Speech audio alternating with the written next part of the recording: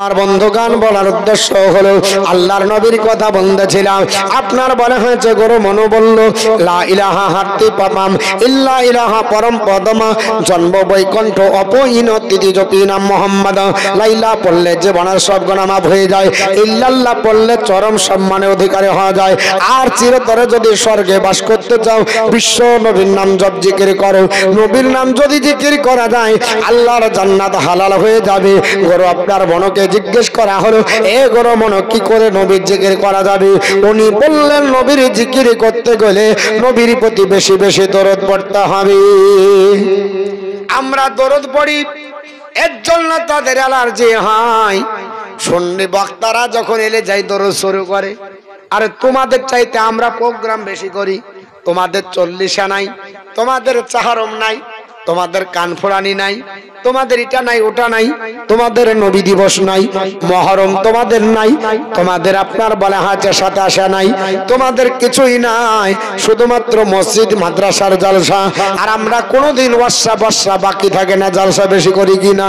তাহলে আমরা আইলাম কোথায়? কতক্ষণই আপনার বক্তব্য দিতে পারে একবার পাশে বসে দাও দেখি। কে বলছে? আমার বন্ধুগান পৃথিবীর জমিনে কেন দরদ পড়ি? গরু আপনার বলা হয়েছে মনে বলল আল্লাহর নবীর প্রতি দরদ পড়লে 1 বছর আসমানি বালা নাজিল হবে না। গরু বলেছে আমার তবানায় গো তলনা বিষ্ণায় গো তলনা নর নবীজির মারাতবা নাই গো তলনা বেশনাই গো তলনা। খোঁজে দেখো খোঁজে দেখো সারা জগৎ সবাই নবীর দিওয়ানা। নূর নবীজির মারাতবা নাই গো তলনা বিষ্ণায় গো তলনা। আল্লাহ আপন নূরে তৈরি করেন যারে, আর আল্লাহ আপন নূরে তৈরি করেন যারে।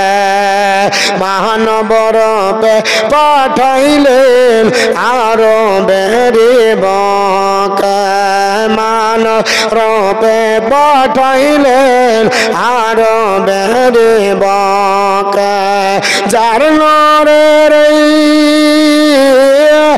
যার নরের জলকে ও জালা সারা জামানা। নূর নবীজির মারাতবা নাই গো তলনা বিষ্ণায় গো তলনা। আবু জেহেল বলে কি আছে মোর হাতে, ঈমান নিয়ে আসিব যদি পার বলতে। আবু জেহেল বলে কি আছে মোর হাতে, ঈমান নিয়ে আসিব যদি পার বলতে। হাতের পাথর হাতের পাথর কলমা পড়ে তাই নূর নবীজির ঠিকানা।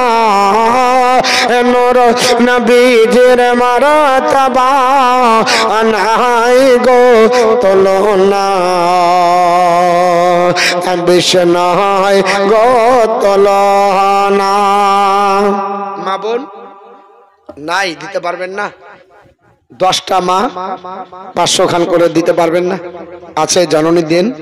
আপনাদের নিয়ে দোয়া করবো। আমার ভাইজানদের কাছে চেয়েছিলাম 10টা, অনেকটাই হয়েছে, কিন্তু আপনাদের এখনো বাকি আছে। আমার 10টা মা, আমার বোন, আমার খালাম্মা যিনারা আছেন সকলকে আমি জাসনে ঈদে মিলাদুন নবীর জন্য বলবো। আলাউদ্দিন সাহেব 500 দিয়েছেন এবং আরো 500 দিবে। আল্লাহ তার জমিনি বালা জমিনে দাফন করে দেন, আসমানি বালা আসমানে উঠিয়ে দেন। আল্লাহ তার আপনার খেদে খামার বরকত দেন, জোরে বলেন আল্লাহ আমিন। আমি সবাইকে নিয়ে দোয়া করব। মা 10টা মা একটু মনটাকে আপনার হালকা করে জাসনে ঈদে মিলাদুন নবী, নবীর জন্ম বৃত্তান্ত, নবীর খুশি, নবীর খুশিতে দেন। নবী এসেছে জগতে, আমরা এসেছি।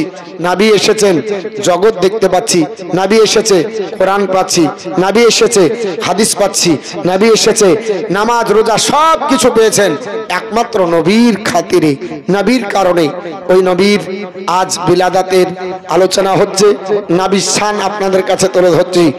আপনার সেই নবীর আগমনের জন্য বেশি লাই 500 খান করে চেয়েছি আপনাদের কাছে। 10টা মা আমি নিয়ে আপনাদের জন্য দোয়া করব।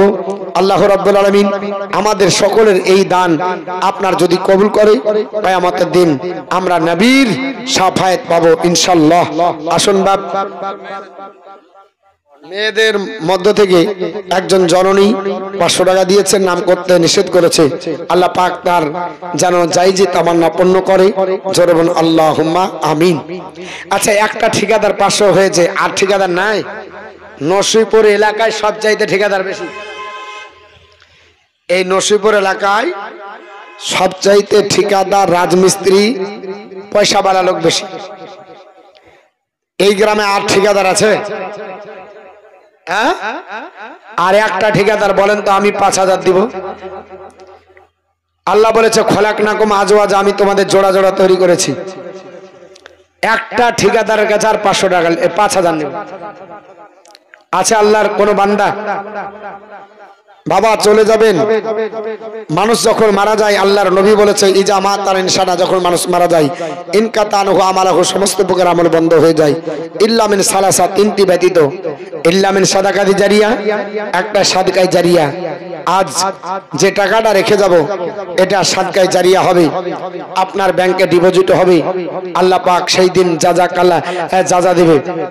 একটা 5000 টাকার কোন ঠিকাদার আমি আপনার জবান দ্বারা উচ্চারণ শুনতে চাই যে মাওলানা সাহেব আমি 5000 টাকা দিব, আর একটা ঠিকাদার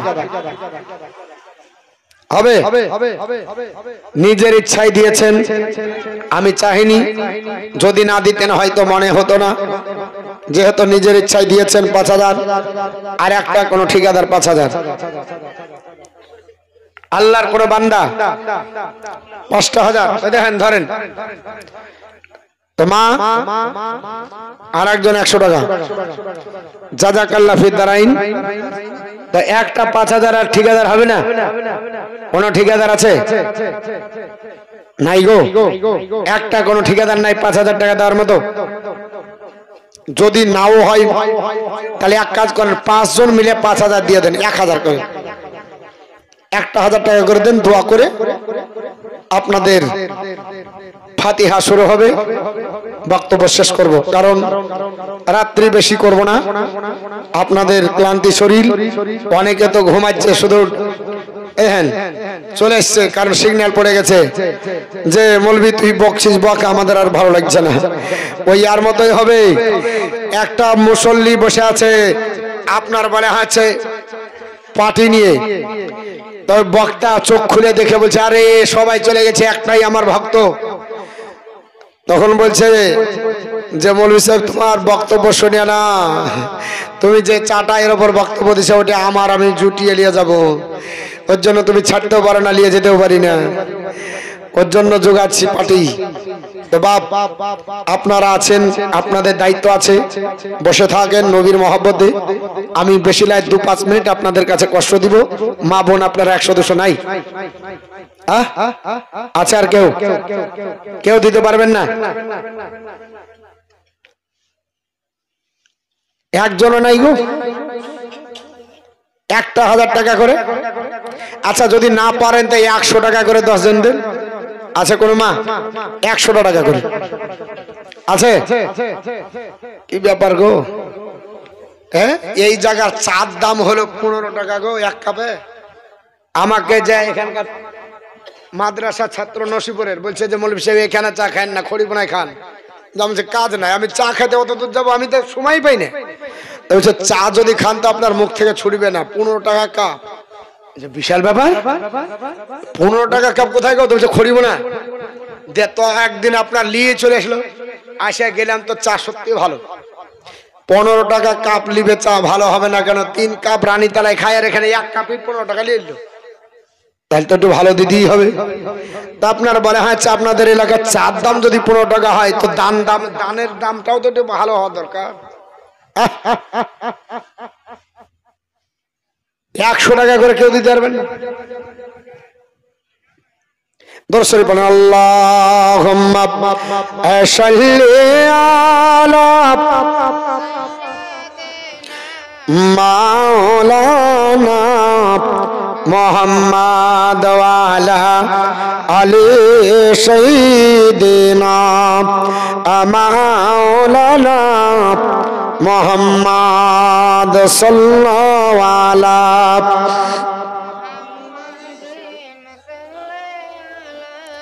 मोहम्मद हरदम ज़बान से निकालो पाक नामे मोहम्मद हरदम ज़बान शफीअन।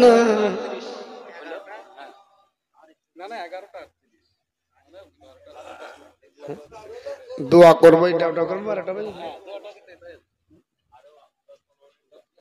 বন্ধুগান বলার উদ্দেশ্য হলো আল্লাহর নবীর কথা বলতেছিলাম।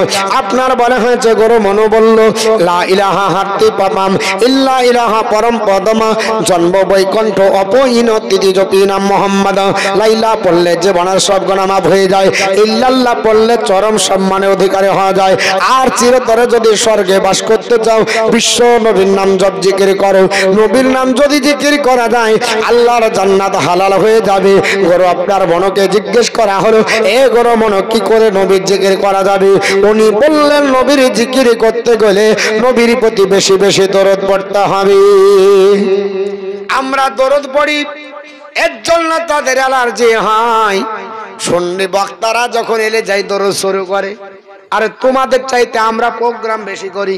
তোমাদের 40 নাই, তোমাদের চাহারম নাই, তোমাদের কানফোড়ানি নাই, তোমাদের এটা নাই ওটা নাই, তোমাদের নবী দিবস নাই, মহরম তোমাদের নাই, তোমাদের আপনার বলে হাজা সাথে আসা নাই, তোমাদের কিছুই নাই, শুধুমাত্র মসজিদ মাদ্রাসার জলসা। আর আমরা কোনোদিন ওয়াসা বর্ষা বাকি থাকে না, জলসা বেশি করি কিনা? তাহলে আমরা আইলাম কোথায়? কতক্ষণই আপনার বক্তব্য দিতে পারে একবার পাশে বসে দাও দেখি। নাকি বলছে আমার বন্ধুগান পৃথিবীর জমিনে কেন দরদ পড়ি? গরু আপনার বলা হয়েছে মনে বলল আল্লাহর নবীর প্রতি দরদ পড়লে 1 বছর আসমানি বালা নাজিল হবে না। গরু বলেছে তাদের জানিয়ে দি অথর্বের সংহিতা কাণ্ডর মধ্যে লেখা আছে। গরু মনে বলল উপনরনন্তম সে শক্তিন বচস বর্ষ ভদ্র বচস বায়ম চনদধিশন গিরণের সম্মকদাচর। আমরা মহানবীর গান গাই শ্রুতি মধুর স্বরে হে বীর সানন্দে আমাদের স্তুতি গান গ্রহণ করুন যাতে করে বিপদ থেকে মুক্ত থাকতে পারি। ঐতিহাসিক কুদরাতুল্লাহ বলে এ জগৎবাসীরা শুনে রেখে দাও, গরু মনো বলেছে যদি আল্লাহর নবীর প্রতি কেউ দরদ পড়ে 1 বছর আসমানি বালা নাজিল হবে না। আর আমার নবী বলেছে আমার প্রতি কেউ যদি একবার দরদ পড়ে আমার আল্লাহ তার প্রতি 10 বার আপনার রহমত নাজিল করে।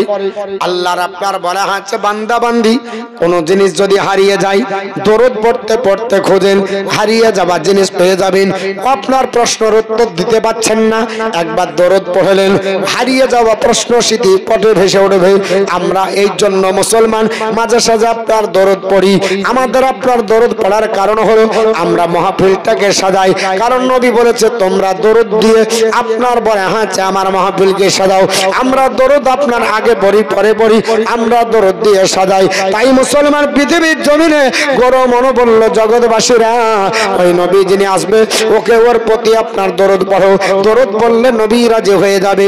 গরু মনোকে জিজ্ঞেস করা হলো এ গরু মনো এত কিছু যখন বলছো ওই নবীকে চিনি না জানি না নবীকে দেখিনি ওই নবীর নবীর আপনার জন্ম ভিটা কোথায় হবে, বাপের নাম কি হবে, মায়ের নাম কি হবে, কোন জায়গায় জন্ম হবে বলে দাও।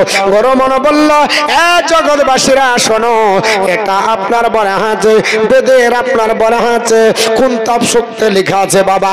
বেদের আপনার কলিজা বলা হয় কুনতাব সূক্তকে, আমাদের যেমন কোরআনের কলিজা সূরা ইয়াসিনকে বলা হয়। এই বেদের কুনতাব সূক্তের মধ্যে আপনার লিপিবদ্ধ রয়েছে নবীর আব্বা জানের নাম হবে বিষ্ণু যশা। বিষ্ণু হলো আল্লাহর গুণবাচক নাম, যশা মানে বান্দা। বিষ্ণু যশা শব্দের বাংলা মিনিং আল্লাহর বান্দা। নবীর আব্বা জানের নাম আব্দুল্লাহ, নবীর আব্বা জানের নাম আব্দুল্লাহ। এটা বাংলা মিনিং করলে আল্লাহর বান্দা দাঁড়াবে, কারণ আব্দ মানে বান্দা, আল্লাহ হলো জাতিবাচক নাম। দুটি শব্দের সামঞ্জস্য, আল্লাহর বান্দা। নবীজির মায়ের নাম কি হবে? আপনার গরু আপনার বেদব্যাস বলল নবীর মায়ের নাম হবে সুমিতাং। সুমিতাং শব্দের বাংলা মিনিং সুশীলা, সত্যভাষী, সত্যপ্রিয়, সুমতি। আমার নবীর মায়ের নাম হলো সুমতি। আরবি ভাষাতে বলা হয় আমিনা। আমিনার বাংলা মিনিং সুশীলা, সত্যভাষী, সত্যপ্রিয়। নবীর নাম কি হবে? গরু আপনার মনোয়ার বেদব্যাস বললেন আপনি ওঠান পৃথিবীর জমিনে কুনতাব সূক্তের অষ্টম মন্ত্র, তার ভিতরে লেখা আছে নবীর নাম হবে নরশংস। নরশংস শব্দের বাংলা মিনিং চরম প্রশংসিত। আল্লাহর নবীর নাম মোহাম্মদ, জমিনে মোহাম্মদ মানে চরম প্রশংসিত। নবীর আর একটা নাম হবে মামহ। মামহ শব্দের বাংলা মিনিং আল্লাহর প্রশংসাকারী বান্দা। নবীর নাম হলো আসমানে আহম্মদ। আহম্মদ মানে হলো আল্লাহর প্রশংসাকারী বান্দা। নবী পৃথিবীতে আসবে, ওই নবীর তাহলে জন্ম ভিটা কোথায় হবে, কোন বংশে হবে? বংশের নাম তোমাকে বলতে হবে। আপনার বলা আছে পৃথিবীর জমিনে গরু মন বলল শুনে রেখে দাও, এটা আপনার ভবিষ্যৎ কলকে পুরাণ শ্লোক নাম্বার 6 মধ্যে লেখা আছে। উনি বললেন জগৎবাসীরা সম্ভলে বিষ্ণু যশ গৃহে পদ্রভাবম সুমিতাং মাতরি কন্যা আন্তর্নিদশদ। সম্ভল নগরে বিষ্ণু যশা নামক ব্রাহ্মণের পৃষ্ঠপোষক থেকে সুমতি নামনী কন্যার গর্ভে আল্লাহ বিশ্ব রসুল পাঠাবে। জোরে বলুন সুবহানাল্লাহ। পৃথিবীর জমিনে আপনার সম্বল শব্দটা সংস্কৃত ভাষা, এর বাংলা মিনিং দাঁড়িয়ে যাবে যদি আপনি করেন দুটো, বা আপনার মানে পাওয়া যাবে। ইন্টারন্যাশনাল ঐতিহাসিক কুদরাতুল্লাহ বলেছেন এই সম্বল শব্দের মানে হলো যার চতুর্দিকে পানি।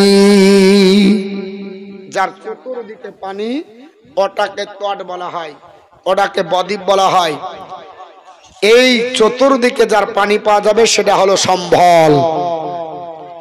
আপনাদের কিছুটা যায় পদ্মা আছে না, আপনারা যারা আমরা এই পারে আছি, আমরা নদীর তীরে বসবাস করছি, পদ্মার তীরে বাড়ি বলে না, কিন্তু কেউ বলে না পদ্মার বদ্বীপে বাড়ি। চতুর্দিকে যার পানি সেটাকে বদ্বীপ বলা হয়, সেটাকে দ্বীপ বলা হয়, সেটাকে বদ্বীপ বলা হয়। সুন্দরবন কোনোদিন যদি বেড়াতে যান, সুন্দরবনে দেখবেন চতুর্দিকে পানি আর বদ্বীপ আছে, দ্বীপে মানুষ বসবাস করে। 152টা দ্বীপ আছে, 54টা 154টা সুন্দরবনে দ্বীপ আছে, যেখানে প্রায় আপনার মানে কয়েকটা দ্বীপে মানুষ বসবাস করে। আজ যেমন আপনারা শুনেছি আন্দামান নিকোবর শুনেছি, ওখানে মানুষ বসবাস করে, ওটা বদ্বীপ মানে চতুর্দিকে যার পানি। তো ঐতিহাসিক কুদরাতুল্লাহ বললেন পৃথিবীতে এমন একটা জায়গায় নবী আসবে যার চতুর্দিকে পানি। আজকে ভূগোল পড়বেন, কালকে পড়েন, যাওয়ার পর ভূগোল খুলে দেখবেন যে পৃথিবীতে 194টা বা 199টি দেশের সংখ্যা। 199টি দেশের ভিতরে কোন দেশের চতুর্দিকে পানি আছে? ভারতবর্ষ। ইতিহাস আসবে নো, ভারতের চতুর্দিকে পানি নাই। আপনি যদি বাংলাদেশ দেখেন, বাংলার চতুর্দিকে পানি নাই। পাকিস্তানের চতুর্দিকে পানি নাই। আফগানিস্তানের চতুর্দিকে পানি নাই। ইরাক ইরানের নাই। আমেরিকা থেকে জর্ডান হল্যান্ড ফল্যান্ড থেকে শুরু করে যত আপনার দেশ আছে, কোন দেশের চতুর্দিকে পানি নাই। আমি যদি গোটা দেশের নামগুলো বলি, আপনারা ইতিহাস মিলিয়ে নেবেন, ভূগোলের পাতা খুলে দেখবেন, মানচিত্র আপনার বলা হয়েছে দিকে তাকাবেন, চতুর্দিকে একটা দেশেরই পানি, সেই দেশটার নাম হলো আরব। আরবের চতুর্দিকে পানি, একদিকে পারস্য সাগর, একদিকে লোহিত সাগর, একদিকে ভূমধ্য সাগর, একদিকে আরব সাগর। 4টি সাগরের পরিবেষ্টিত দেশ, ওই দেশটার নাম হলো আরব। ঐতিহাসিক কুদরাতুল্লাহ বললেন এই জন্য এই দেশের নাম আপনার তেতা যুগে মনীষী গুরুমন বলেছে সম্বল দ্বীপে পৃথিবীতে জন্মগ্রহণ করবে শেষ জামানার নবী। আমার ওখানে নবী এসেছিলেন। আরবের চতুর্দিকে পানি। আর একটা ঐতিহাসিক কুদরাতুল্লাহ মিনিং করেছে শান্তিনগর। ডিকশনারি খুঁজলে পাওয়া যায় সম্বল শব্দের আর একটি অর্থ হলো শান্তিনগর। আপনি গোটা বিশ্বের মাটিতে খুঁজে দেখুন শান্তিনগর কোন জায়গা। ভারতে শান্তিনগর কোন জায়গা আছে? উত্তর আসবে না। পৃথিবীর কোন দেশে শান্তিনগর খুঁজে পাওয়া যাবে না। একটা দেশে শান্তিনগর আল্লাহ বানিয়েছে, ওই দেশটার নাম হলো আরব। ওই আরবের একটা জায়গার নাম হলো মক্কাতুল মুকাররমার আপনার এলাকা কাবা ভূমি। আমার আল্লাহ বলেছে ওয়াহাদাল বালাদিল আমিন, আমি আল্লাহ পাক এই শহরকে শান্তিনগর বানিয়েছি। এত শান্তিনগর পবিত্ররা হাতের আপনার বড় হাতের কাছ থেকে রায়ের শস্যের দানা নিয়ে যায়, কোনো মানুষ ধরে না, কাউকে জ্বালা যন্ত্রণা দেয় না, কাউকে আপনার মারে না। কাবা শরীফের চাতালে একটা পিঁপড়া যদি পড়ে যায়, শরীয়তের বিধানে কাবার চাতালে পিঁপড়াও মারা হারাম, কারণ পিঁপড়া পর্যন্ত নিরাপত্তা পায় যেই জায়গায়, ওই জায়গাটার নাম হলো শান্তিনগর কাবা শরীফ। আমার আল্লাহ বলেছে ওয়াহাদাল বালাদিল আমিন, আমি এই শহরটাকে শান্তিনগর বানিয়েছি। ঐতিহাসিক কুদরাতুল্লাহ বললেন ওই শান্তিনগরে বিশ্ব নবী জন্মগ্রহণ করবে। ওরে আপনার ঐতিহাসিক কুদরাতুল্লাহ, তুমি তো এটা বলে দিলে আল্লাহর নবী জন্মগ্রহণ করবে, কবে জন্ম হবে, কি সূত্রে আসবে, বংশের ট্র্যাডিশনটা বলা যাবে। উনি বললেন হ্যাঁ, আমি যতদূর জানি বড় মনোর আপনার তেতা যুগের কন্ডিশন একটু তুলে দেখো, তোমরা পেয়ে যাবে। সেখানে লেখা আছে ভবিষ্যৎ পুরাণের 14 নম্বর শ্লোক উঠান, 9 নম্বর শ্লোক উঠান। সেখানে লেখা আছে দ্বাদশ শুক্ল পক্ষ সে মাধবে মামি আধব যাতে দদৃশ্য পুত্রং পিতৃ খ্রিস্ট মানুষ বৈশাখ মাসের শুক্ল পক্ষীয় দ্বাদশীতে কলির অবতার জন্মগ্রহণ করবে, তদর্শনে পিতৃকুল খ্রিস্টচিত্ত হবে। উনি বললেন জগৎবাসীরা, আল্লাহর নবী পৃথিবীতে আসবে, আপনার বলা আছে চাঁদের দুটো পক্ষ হয়, প্রথম পক্ষকে শুক্ল বলা হয়, শুক্ল মানে পূর্ণিমা চাঁদ, আর কৃষ্ণ মানে কালো মানে অন্ধকার। 15 দিন চাঁদ থাকে, 15 দিন অন্ধকার থাকে। আল্লাহর নবী আসবে চাঁদের 12 তারিখে, ঝরে বলে সুবহানাল্লাহ। ঐতিহাসিক কুদরাতুল্লাহ বললেন এটা আমার নবীর সঙ্গে মিলে যায়। গুরু আপনার বেদ ব্যাসার মনে বলেছে আল্লাহর নবী 12 রবিউল আউয়ালে আসবে, আর নবী 12 রবিউল আউয়ালে পৃথিবীর ধরাধামে এসেছিলেন, এটা বাস্তবের সঙ্গে মিল হয়ে যায়। এবং নবী যখন এসেছিলেন মাতৃগর্ভে আপনার নবী আমার ছিলেন, তখন পিতৃকুল খ্রিস্টচিত্ত হয়ে চলো আব্দুল্লাহ ইন্তেকাল করেছিলেন, এটাও নবীর সঙ্গে মিলে যায়। এ গরো মনো, তুমি যার কথা বলতেছ এটা অন্য মোহাম্মদ হতে পারে, অন্য আব্দুল্লাহর ছেলে হতে পারে, অন্য মা আমিনার ছেলে হতে পারে, এটা তো নবী নাও হতে পারে। এই প্রশ্নের উত্তর দিতে গিয়ে ঐতিহাসিক কুদরাতুল্লাহ তিনি বললেন জগৎবাসীরা, গরো মনো আরো কোটেশন ব্যবহার করেছে। আপনার ভবিষ্যৎ পুরাণ শ্লোক নাম্বার আপনার 22 থেকে 25 উঠান। উনি বললেন জগৎবাসীরা, গরো আপনার বেদব্যাস বলেছে ইতস্মিন্নন্তরে মেলে 4 জন সমন্বিত মোহাম্মদ ইতি খ্যাত শিষ্য শাখা সমন্বিত নির্বশৈচ মহাদেবাং মরেস্তাল নিবাসিনাং গঙ্গা জলস্ব সংস্নাপ্য পঞ্চগব্য সমন্বিতে চন্দনা দেবীর ভট্ট তৃষ্ণাম মনসাহার নমস্তে গিরিজানাথ মরেস্তাল নিবাসিনাং ত্রিপুরা সন্ন্যাসা বহুমায়া প্রবর্তিনে লিঙ্গচ্ছেদশে গাহীন শস্যধারে সদস্য উচ্চালাপি সর্বভোগে ভবিষ্যতে জনমায়। উনি বললেন জগৎবাসীরা ইতস্মিন্নন্তরে মিলে 4 জন সমন্বিত পৃথিবীর ধরাধামে মরুভূমির প্রান্তরে এমন একজন মহানবী, এমন একজন পয়গাম্বার পৃথিবীতে আসবে যিনি ইতিখ্যাত শেষ নবী হবে। জোরে বলুন। উনি বললেন মিলেছ মানে বিদেশি ভাষা, মিলেছ বিদেশি ভাষায় কথাবার্তা বলবে, বাক্যালাপ করবে, আর সঙ্গ পঙ্গ নিয়ে পৃথিবীতে আসবে। ইতিখ্যাত মানে শেষ নবী হবেন। গঙ্গা জলস্ব সংস্নপ্য পঞ্চগব্য সমন্বিতে, আর পবিত্র আপনার বলা হয়েছে আবে জমজমের পানি ব্যবহার করে ওযু করবেন, আর 5 ওয়াক্ত নামাজ পড়বেন। জোরে বলুন সুবহানাল্লাহ। আদম থেকে কোন নবী 5 ওয়াক্ত নামাজ পড়েননি। ঈসা রুহুল্লাহ পর্যন্ত যত নবী এসেছে কোন নবী 5 ওয়াক্ত নামাজ পড়েননি। আদম নবী কোন নামাজ পড়েছিল জানা আছে?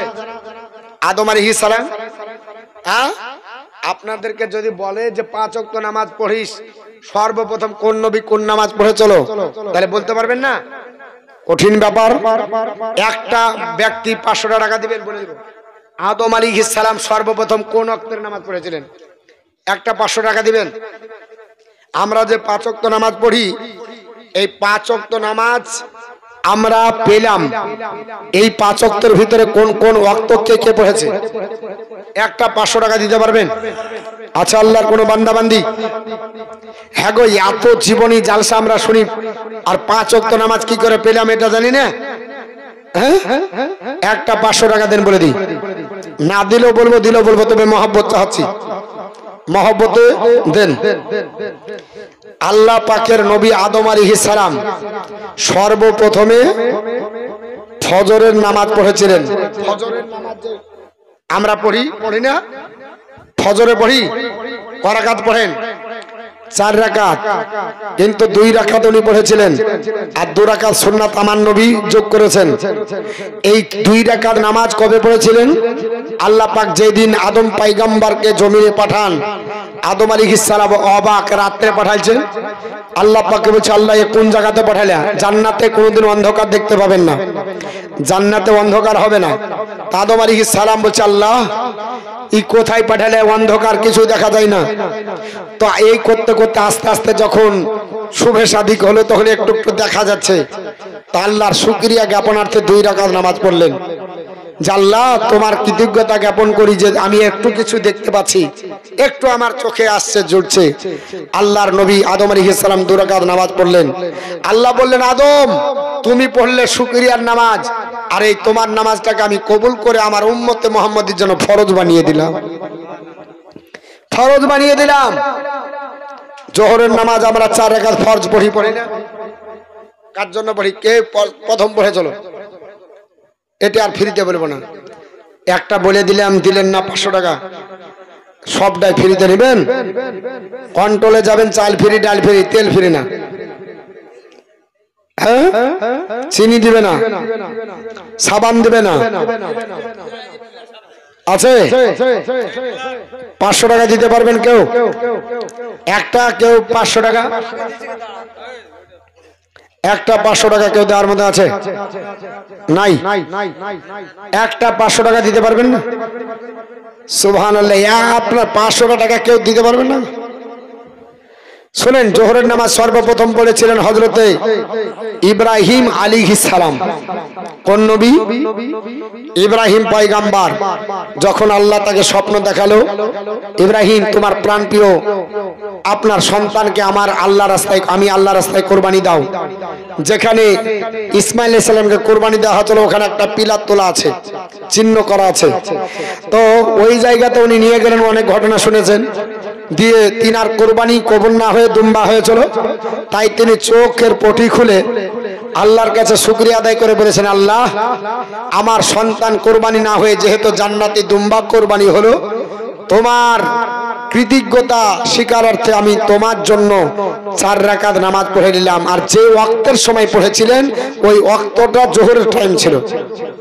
এর জন্য উম্মতে মুহাম্মদীর জন্য আল্লাহ জোহরের 4 রাকাত নামাজ ফরজ বানিয়ে দিয়েছে। আর বাকি যেগুলো আছে আমার নবী ফিট করেছেন, সুন্নাত, নফল, এগুলা আপনার বলা হচ্ছে নবী পড়েছেন। উম্মতে মুহাম্মদীর জন্য 4 রাকাত ফরজ, সেটা হয়ে গেল। আসরের 4 রাকাত আছে না? এটা বলবো? হ্যাঁ, তাহলে এখানে তো 500 টাকা লাগে, লাগে না? লাগে না? ভালো করে শুনেন, ফজরের প্রথম নামাজ পড়েছিলেন কে? আদম আলাইহিস সালাম। জোহরের ফরজ 4 রাকাত প্রথম কে পড়েছিলেন? ইব্রাহিম খলিলুল্লাহ। আসরের 4 রাকাত আমরা পড়ি, সর্বপ্রথম কে পড়েছিলেন বলবো? একটা দেন 500 টাকা।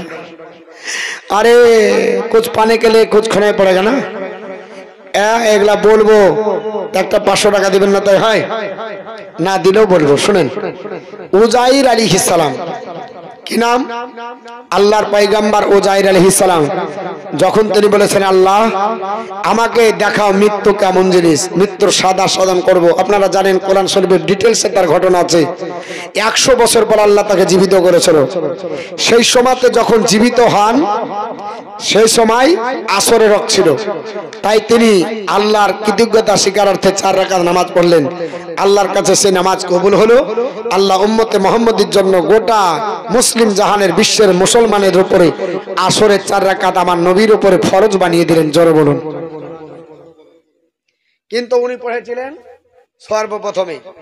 অনেক ঘটনা ওনার আছে, আমি সেদিকে যাব না যেহেতু শেষ। আচ্ছা, মাগরিবের যে 3 রাকাত ফরজ পড়ি এটা জানবেন না? হ্যাঁ, ফজর হলো, জোহর হলো, আসর হলো, মাগরিবটা জেনে নি। যদি কেউ জিজ্ঞাসা করে বলবো, তারও কিছু দেন। হ্যাঁ, কই আসছে না তো, দিলেই হবে নাকি? আপনারা দিলেই বলবো, না দিলে বলবো কি করে? বলবো, ইনশাল্লাহ বলবো। তো শুনেন, এটাতে মত পার্থক্য আছে, ইখতিলাফ আছে, যে কোনো একটা মত বললেও হবে। কোন কোন রায়াতে এসেছে হযরতে আইয়ুব আলাইহিস সালাম তিনি 18 বছর ধরে অসুস্থ ছিলেন। অসুস্থতা থাকার পরেও তিনি কোনোদিন আল্লাহর জিকির ছাড়েননি, নামাজ ছাড়েননি। শেষ পর্যন্ত তিনি আল্লাহকে বললেন, আল্লাহ আমার জিহ্বা বাদে সব যদি আমার শরীর অচল হয়ে যায় তবু আল্লাহ পাক তুমি করো, কিন্তু আমাকে ধৈর্য দাও, ধৈর্য দাও, আমি যেন তোমার নাম জিকির করতে পারি। আল্লাহর নাম জিকির করে আল্লাহকে 18 বছর ধরে ডেকে রাজি করলেন। যেই দিন আল্লাহ তার পূর্ণাঙ্গ আপনার বলা আছে আপনার শরীরকে সুস্থতা দিয়েছিলেন, সেই দিনটা, সেই টাইমটা ছিল মাগরিবের টাইম। সুস্থ হবার পরে আল্লাহর কৃতজ্ঞতা জ্ঞাপনার্থে মাগরিবের 3 রাকাত পড়েছিলেন। আর কোন কোন বর্ণনা এসেছে, হেকাতে বা রেয়াতে এসেছে হযরত দাউদ আলাইহিস সালাম তিনি এই 3 রাকাত সর্বপ্রথম পড়েছিলেন। তো যাই হোক, যে কোনো 2 জন নবীর মধ্যে একজন আপনার হলি হবে, যেহেতু ইখতিলাফ বিষয়। আর এশার যে 4 রাকাত ফরজ পড়ি এটা আমার নবী পড়েছিলেন সর্বপ্রথম। এই হলো 5 ওয়াক্ত নামাজের আপনার ইতিহাস জেনে থাকবেন। কারণ যেহেতু 5 ওয়াক্ত নামাজ পড়ি, কিভাবে 5 ওয়াক্ত নামাজ আসলো সেটাই যদি না জানি তাহলে তো নামাজ পড়তে গিয়ে আপনার কেউ প্রশ্ন করলে উত্তর দেওয়া যাবে না। যাই হোক, আমাকে 10 মিনিট বলেছিল। আর আমাদের আপনার বলা হয় যে বক্তা মানুষ, তো ঘড়ি ও যখন বক্তব্য দিতে লাগি তখন আর আপনার